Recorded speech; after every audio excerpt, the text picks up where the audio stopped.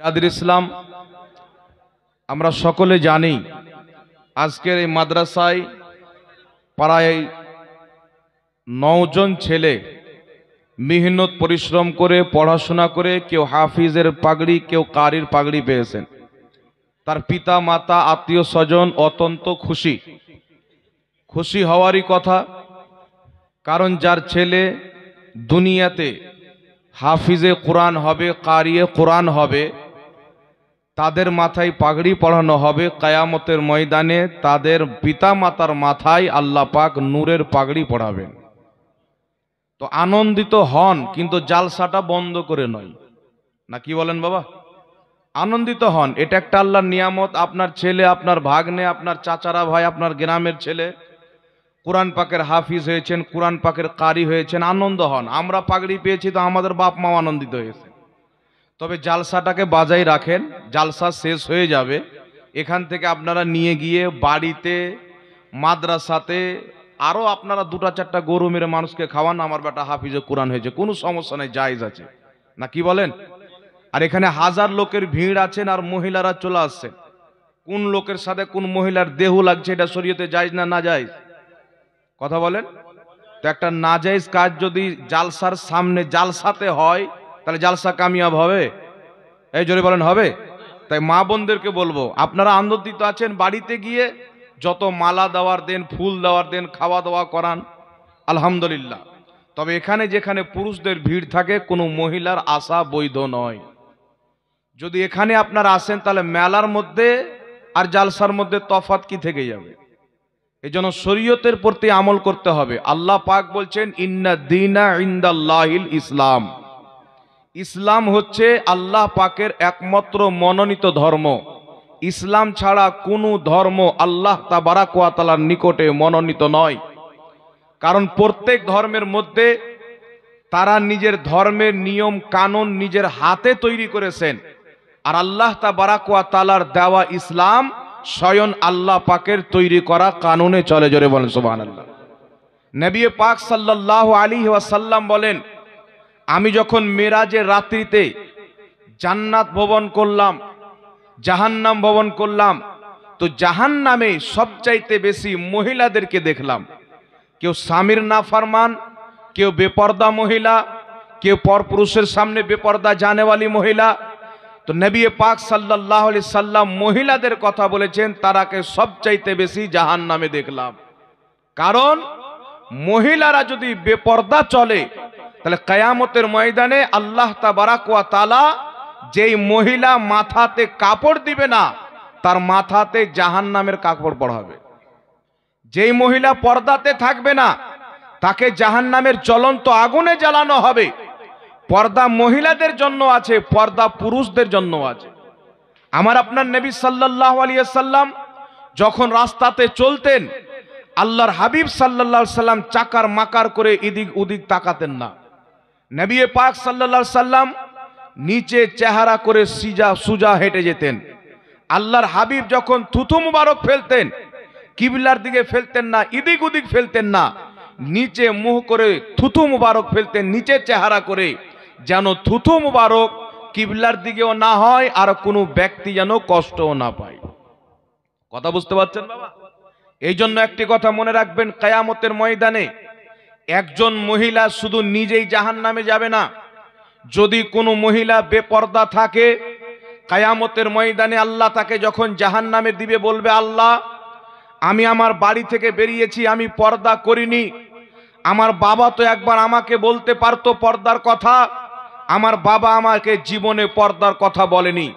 আল্লাহ পাক বলবেন, তার বাবাকে ডাকা হোক, তার বাবাকে জিজ্ঞাসা করা হবে। তার বাবা যদি মিথ্যা কথা বলে, সেই জবান দিয়ে আপন মনি বের হবে যে এই ব্যক্তি মিথ্যা কথা বলছে। ওই কিয়ামতের ময়দানে হাতে যদি গুনার কাজ করে থাকেন, আপনি আল্লাহর দরবারে অ্যাকসেপ্ট না করেন আমি গুনাহটা করেছি, আপনার হাতকে আল্লাহ জবান দিবেন, হাত বলবে, আল্লাহ এই হাতের মাধ্যমে তোমার এই বান্দা গুনার কাজ করেছে। পা দিয়ে চলে গিয়ে কোথাও গুনার কাজে গিয়েছেন, মেলা দেখতে গিয়েছেন, গান বাজনা শুনতে গিয়েছেন, চুরি করতে গিয়েছেন, শরাব পান করতে গিয়েছেন, জুয়া খেলতে গিয়েছেন, ওই কিয়ামতের ময়দানে আপনি জবান থেকে অস্বীকার করতে চাইবেন, কিন্তু আপনার পা পর্যন্ত সাক্ষী দিবে আল্লাহ আমাকে ব্যবহার করে গুনহার কাজে গিয়ে লিপ্ত হয়েছে। আল্লাহ তাবারাক ওয়া তাআলা বলবেন তার বাপকেও জাহান্নামে নিয়ে যাও, সেই মহিলাকেও নিয়ে যাও। মহিলা বলবে আল্লাহ আমার বাবা তো বলেনি, আমার মাও আমাকে পর্দার কথা শিখায়নি। মহান রব্বুল আলামিন তার মাকে ডাকাবেন, তার মাকে জিজ্ঞাসা করা হবে, তার মায়েরও মুখ দিয়ে বের হবে তাকে বেপর্দা পর্দা করার কোনোদিন আদেশ যেই মা নিজের মেয়েকে দেয়নি সেই মাকে পর্যন্ত জাহান্নামের আগুনে নিয়ে যাওয়া হবে। তারপরে সেই মহিলার বড় ভাইকে ডাকা হবে, তারপরে তার স্বামীকে ডাকা হবে। আজকে আমাদের সমাজের মধ্যে দেখতে পাওয়া যায় আমাদের যুবক ছেলে পিলে তারা কি করে, অমুসলিমদের কালচারকে নিজে আপন করে ধারণ করতেছেন। আমার আল্লাহ কোরআন পাকের মধ্যে বলেছেন সারা পৃথিবীর সবচাইতে উত্তম চরিত্রের অধিকারী আল্লাহর হাবিব মুহাম্মদ রাসূলুল্লাহ। তিনার মতন কালচার, তিনার মতন ব্যবহার, তিনার মতন চরিত্রমান ব্যক্তি না আগে হয়েছে না কিয়ামতের সকাল পর্যন্ত হতে পারে। জোরে বলেন সুবহানাল্লাহ। আমার নবীর এত সুন্দর চরিত্র, আমার যদি চরিত্র ভালো হয় আমার বাপকে জিজ্ঞাসা করবেন, বলবেন আমার বেটা জাহাঙ্গীরের চরিত্র ভালো। মাকে জিজ্ঞাসা করবেন ভালো, হয়তো আমার পড়োশিতে জিজ্ঞাসা করবেন তারা বলবে ভালো নয়, চরিত্র খুব খারাপ। আমার ব্যাপারে সব বলবে না। যদি আমার মুসলমান ভাই আমাকে ভালো বলে, যদি কোনো হিন্দুকে জিজ্ঞাসা করা হয় সে ব্যক্তি বেধর্মী, সে আমাকে খারাপ বলতে পারে, কিন্তু একমাত্র পৃথিবীর মাটিতে মুহাম্মদ রাসূলুল্লাহ, যেই মুহাম্মদ রাসূলুল্লাহকে ইহুদি পর্যন্ত, খ্রিস্টান পর্যন্ত, হিন্দু পর্যন্ত প্রত্যেক ধর্মের ব্যক্তি এক বাক্যে বলেছেন মুহাম্মদ রাসূলুল্লাহর চরিত্র সবচাইতে উত্তম চরিত্র। জোরে বলেন সুবহানাল্লাহ। কারণ আমার আপনার নবী কোনো ইহুদিকে কষ্ট দেননি, কোনো নাসারাকে কষ্ট দেননি, কোনো হিন্দুকে কষ্ট দেননি। আমার আপনার নবীর দরবারে যারা এসেছেন আল্লাহর হাবিব তাকে খুশ করে পাঠিয়েছেন, কাউকে খালি হাতে ফিরায়নি। মক্কার মাটিতে একজন মহিলা ছিল, যেই মহিলার স্বামী মারা যায়, একটা ইয়াতিম তার ছেলে রয়েছেন, মহিলা বাড়িতে রয়েছেন দীর্ঘদিন, একটাই কাপড় পরার কারণে তার কাপড়ের জায়গা জায়গা ফুটো হয়ে গেছে, জায়গা জায়গা ফেটে চিরে গেছেন। তার সন্তান বলল মা তুমি আমাকে অনুমতি দাও, আমি তোমার জন্য আমার মামার বাড়িতে গিয়ে একটা কাপড়ের ব্যবস্থা করে দিব। মা বললেন বেটা যাও। বেটা চিন্তা করলেন মা তো বাড়ির ভিতরে আছেন, কাপড় ফেটে ফেটে গিয়েছেন, মায়ের শরীর জায়গা জায়গা দেখতে পাওয়া যায়, আমার মা যদি বাড়ি থেকে বের হয় আমার মায়ের ইজ্জত নষ্ট হবে। সেই ছেলে বাড়িতে মায়ের অনুমতি নিয়ে মামার কাছে গেলেন। তার মায়ের ভাই মামার কাছে গিয়ে বলছেন মামা মায়ের দেহের রক্ত, মায়ের দেহের কাপড় আপনার ফেটে গেছেন, মায়ের ইজ্জত সম্মান নষ্ট হবে যদি বাড়ি থেকে বের হয়, একটা কাপড়ের ব্যবস্থা করে দেন, আমি যেন আমার মায়ের ইজ্জতটা ঢাকতে পারি, আমার মায়ের কাপড়ের ব্যবস্থা করে দেন। তার মামা তাকে ধাক্কা দিয়ে বের করে দিল। ওই বাচ্চা কান্না করতে করতে আপন চাচার বাড়িতে গিয়ে বলছেন চাচা আমার আব্বা মারা যাওয়ার পর আমরা ইয়াতিম হয়ে গেছি, আমার মায়ের শরীরে একটাই কাপড় দীর্ঘদিন থাকার কারণে কাপড়টা ফেটে চিরে গেছেন, আমার মা যদি বাড়ি থেকে বের হয় আমার মায়ের ইজ্জতটা নষ্ট হবে, আমার মায়ের মানহানি হবে। ওই বাচ্চা যখন বললেন তার চাচা তাকে ধাক্কা দিয়ে বাড়ি থেকে বের করে দিল, গ্রামবাসী বের করে দিল। ওই বাচ্চা কান্না করতে করতে বাড়ির পথে ফিরে আসছেন খালি হাতে। একজন রাস্তায় দেখা হচ্ছেন বাবু তুমি কান্না কেন করতেছো, তোমার চেহারাতে পানি কেন? ওই বাচ্চা বলছেন বাবা আমার মায়ের একটাই পরনের কাপড়, আমার বাবা দীর্ঘ বছর পূর্বে ইন্তিকাল করেছেন, আমরা এতিম, আমার মাকে কাপড় কিনে দিতে পারবো না, সেই কাপড় যেটা আমার মা পরে আছেন জায়গা জায়গা ফুটো হয়ে গেছেন, আমার মা যদি বাড়ি থেকে বেরিয়ে যায় মায়ের ইজ্জতটা নষ্ট হয়ে যাবে, আমার মা বাড়ি থেকে বের হতে পারে না, তাই আমি আমার কাপড়ের জন্য মামার কাছে গিয়েছি, মামা ধাক্কা দিয়ে বের করে দিয়েছেন, চাচার কাছে গিয়েছি, চাচা ধাক্কা দিয়ে বের করে দিয়েছেন। আমি আফসোস করে কান্না করি যেই চাচার মধ্যে আমার রক্ত রয়েছেন, আমার খানদানের লোক, একই বংশের লোক, আমার সেই চাচা ফিরিয়ে দিল। যেই মামার বোন আমার মা, আমার সেই মামা বোনের ইজ্জতের চিন্তা না করে ধাক্কা দিয়ে বাড়ি থেকে বের করে দিল। ওই ব্যক্তি বলছে যুবক তুমি কান্না করিও না, এই মক্কার অবস্থা খুবই খারাপ, আরবের কালচার খারাপ হয়ে গেছে, তোমাকে যার বাড়ি যাবে ফিরিয়ে দিবে, তারা তো ভিক্ষুককে ভিক্ষা পর্যন্ত দেয় না। তুমি যদি কাপড় পেতে চাও, আমি একজন ব্যক্তির ঠিকানা দিয়ে দিচ্ছি, যাও ওই ব্যক্তির দরবারে যাবে, অবশ্যই তোমাকে কোনো না কোনো কাপড় দিবে। বাচ্চা বলছেন তার নাম বলেন, ওই ব্যক্তি বলছেন যাও মুহাম্মদ ইবনে আব্দুল্লাহ মুহাম্মদ রাসূলুল্লাহর দরবারে যাও, চাচা ফিরিয়ে দিতে পারে, মামা ফিরিয়ে দিতে পারে, আত্মীয় স্বজন ফিরিয়ে দিতে পারে, আল্লাহর নবী মুহাম্মদ রাসূলুল্লাহ নিজের দরবার থেকে কোনোদিন ফিরিয়ে দিতে পারে না। সুবহানাল্লাহ, সুবহানাল্লাহ, জোরে বলেন না সুবহানাল্লাহ, সুবহানাল্লাহ, হাত উঠিয়ে বলেন ইয়া রাসূলুল্লাহ। আমার আপনার নবী সাল্লাল্লাহু আলাইহি সাল্লামের নামটা শুনলেন, বাচ্চা বাড়িতে গিয়ে বলছেন মা, চাচা তো ফিরিয়ে দিল ধাক্কা দিয়ে, মামা ফিরিয়ে দিল ধাক্কা দিয়ে, এখন আমি শুনেছি নাকি একজন মুহাম্মদ ইবনে আব্দুল্লাহ নামী ব্যক্তি কুরাইশ বংশের মধ্যে রয়েছেন, ওই ব্যক্তির দরবারে গিয়ে ফিরিয়ে দেয় না। মা বলছেন বেটা, আমি জানি উনি খুব ভালো ব্যক্তি, কিন্তু তার কাছে যেই ব্যক্তি যায় তার ধর্ম কবুল করে নেয়, ইসলাম মানতে বাধ্য হয়ে যায়। তুমি যদি যাবে তো তুমি একটা ওয়াদা করে যাও, তুমি কাপড় চাইতে যাবে কিন্তু তার ধর্ম পালন করবে না। আমাদের ধর্ম মূর্তি পূজার, আমাদের ধর্ম বুত পূজার, তুমি আমার সাথে ওয়াদা করো যে তার কাছে গিয়ে নিজে ধর্মকে ত্যাগ করবে না। ওই যুবক মায়ের সাথে ওয়াদা করে বাড়ি থেকে বেরিয়েছেন মুসলমান। আল্লাহর নবী সাল্লাল্লাহু আলাইহি ওয়াসাল্লাম সাহাবায়ে কেরামকে নিয়ে বসে আছেন, ওই বাচ্চা আমার আপনার নবীর দরবারে যাচ্ছেন।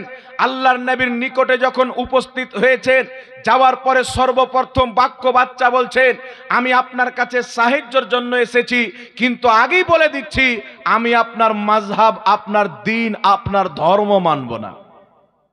আমার নবী মুচকি মেরে হাসলেন, বললেন বাবা বলো, আমার মাযহাব তোমাকে মানতে হবে না, কি কারণে আমার দরবারে এসেছো? বাচ্চা বলছেন ইয়া রাসূলুল্লাহ, আমার মায়ের শরীরে একটাই কাপড়, আমার বাবা মারা গেছেন, আমি ইয়াতিম ছেলে, মায়ের শরীরে কাপড় নাই, একটা কাপড় ফাটে পুরাতন হয়ে গেছে, জায়গা জায়গা ফুটু হয়ে গেছে। আমি আমার মায়ের কাপড়ের জন্য চাচার কাছে গিয়েছি, আমাকে ফিরিয়ে দিয়েছে, মামার কাছে গিয়েছি, আমাকে ফিরিয়ে দিয়েছে, কিন্তু আমি শুনলাম আপনার দরবার থেকে কেউ ফিরে যায় না, তো আমি আপনার নিকটে এসেছি কাপড় আনার জন্য। আপনার ইসলাম আমি মানব না, আপনার ধর্ম আমি মানব না।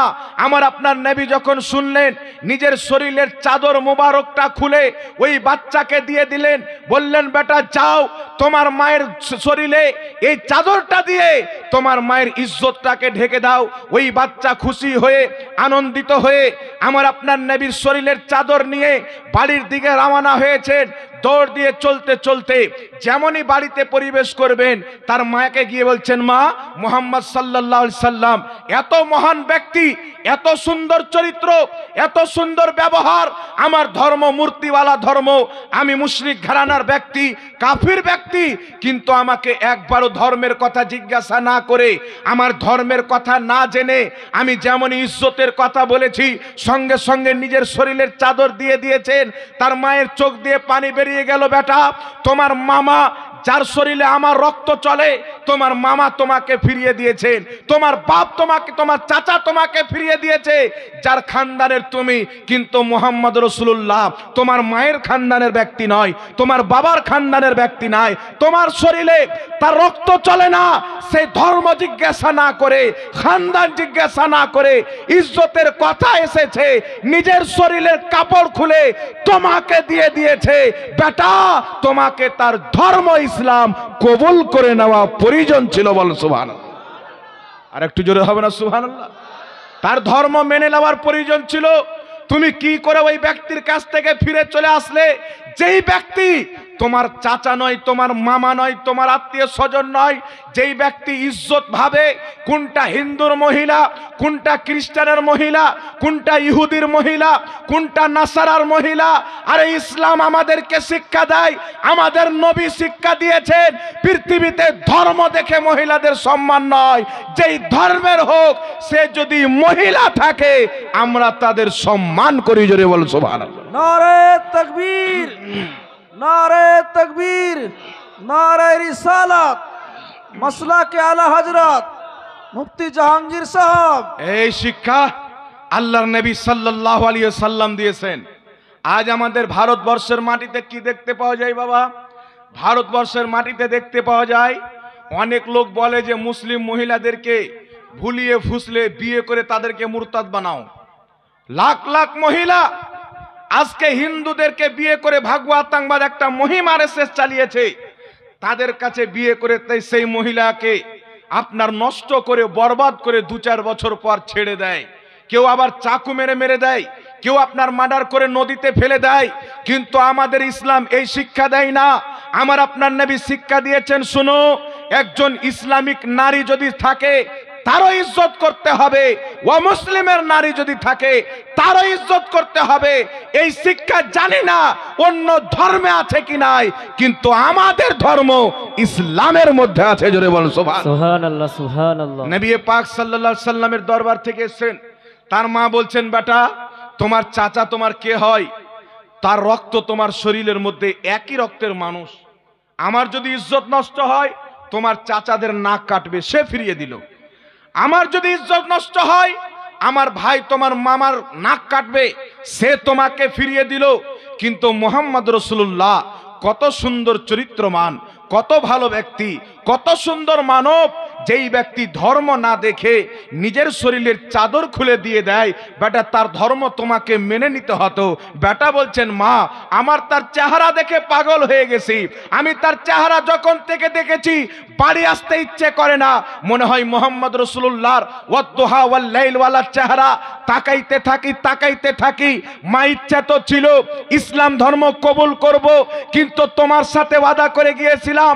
মা বলছে, বেটা চিন্তা করার কিছু নয়, মুহাম্মদ সাল্লাল্লাহু আলাইহি সাল্লাম যখন এত ভালো ব্যক্তি, ওই ব্যক্তি কোনোদিন মিথ্যা হতে পারে না। চলো মা এবং বেটা দুইজন নবীর কলমা পাঠ করে মুসলমান হয়ে যাও। সুবহানাল্লাহ। মা এবং বেটা দুইজন নবীর কলমা পাঠ করে বাবা মুসলমান হয়ে গেলেন। একটু জোরে হবে না সুবহানাল্লাহ? এটা হচ্ছে আমার আপনার নবীর চরিত্র। মুসলিম তো মুসলিম, অমুসলিম পর্যন্ত আমার আপনার নবী সাল্লাল্লাহু আলাইহি সাল্লামের চরিত্রকে উত্তম বলতে বাধ্য হয়েছে। আজ থেকে প্রায় কিছু বছর পূর্বে একজন খ্রিস্টান ব্যক্তি একটা কিতাব লিখেছেন, কিতাবটির নাম হচ্ছে দ্য 100। কি নাম? 100 জন মহামানবের সেই কিতাবের মধ্যে গুণগান করেছে, লিস্ট বানিয়েছে। সে একজন খ্রিস্টান, সে যদি চাইতো তাদের নবী ঈসা আলাইহিস সালামের গুণগান প্রথম নম্বরে আনতে পারত। মুসা আলাইহিস সালামের গুণগান করা হয়েছে, ঈসা আলাইহিস সালামের গুণগান করা হয়েছে, রামের গুণগান করা হয়েছে, হিন্দু ভাইদের অসংখ্য ভগবানদের গুণগান করা হয়েছে। কিন্তু মুসলমান একজন খ্রিস্টান ব্যক্তি নিজের কিতাবের মধ্যে সর্বপ্রথম স্থানে যিনার নাম এনেছেন তিনি হচ্ছেন মুহাম্মদ রাসূলুল্লাহ। খ্রিস্টান পর্যন্ত বাধ্য যে মুহাম্মাদের মতন চরিত্র পৃথিবীতে কাউরির নাই। একটু জোরে হবে না সুবহানাল্লাহ? সুবহানাল্লাহ। এই জন্য বিরাদর ইসলাম, আমরা মোবাইল ব্যবহার করি, মোবাইলের মধ্যে গুগল আছে না নাই? এই গুগলের মধ্যে লিখবেন দুনিয়ার সর্বশ্রেষ্ঠ ব্যক্তি কে, এই গুগলের মধ্যে আমার আপনার নবীর নাম আসবে। এই গুগলওয়ালা কোনো মুসলমান নয়, এই গুগলের মালিক ইহুদি খ্রিস্টানরা। কিন্তু তাদের গুগলের মধ্যে সর্বশ্রেষ্ঠ ব্যক্তি পৃথিবীর যিনাকে দিয়েছেন তিনি হচ্ছেন আমার আপনার নবী মুহাম্মদ রাসূলুল্লাহ। এই রাসূলুল্লাহকে ফলো করতে হবে, এই নবীর চরিত্রকে মানতে হবে। আজ আমাদের যুবক ছেলে মেয়ে পেলেরা কি করে? তারা বিয়ে করার পর নিজের স্ত্রীকে বেপর্দা হাইওয়ে রোডে মোটরসাইকেলে নিয়ে যায়, স্ত্রীর চাদর ঠিক থাকে না, স্ত্রীর পোশাক ঠিক থাকে না। আর যুবক ছেলে পেলেরা যেমন হিরো হিরোইনরা নায়ক নায়কেরা করে তেমন নিজের স্ত্রীর সঙ্গে ব্যবহার করতে চায়। এই পৃথিবীর মুসলমান দুনিয়ার যে কোনো ব্যক্তিকে ফলো করেন, আপনাকে কামিয়াবি পাওয়া যাবে না, সফলতা পাওয়া যাবে না। এই পৃথিবীতে যদি সফলতা পেতে চান, ওই আখিরাতে যদি সফলতা পেতে চান, কবরে যদি নাজাত পেতে চান, আল্লাহর কসম খেয়ে বলি দুনিয়াতে একজন ব্যক্তি যিনার নাম মুহাম্মদ রাসূলুল্লাহ, এই মুহাম্মদ রাসূলুল্লাহর চরিত্রকে নিজের চরিত্র বানিয়েলেন, আপনি দুনিয়াতেও কামিয়াব আখিরাতেও কামিয়াব।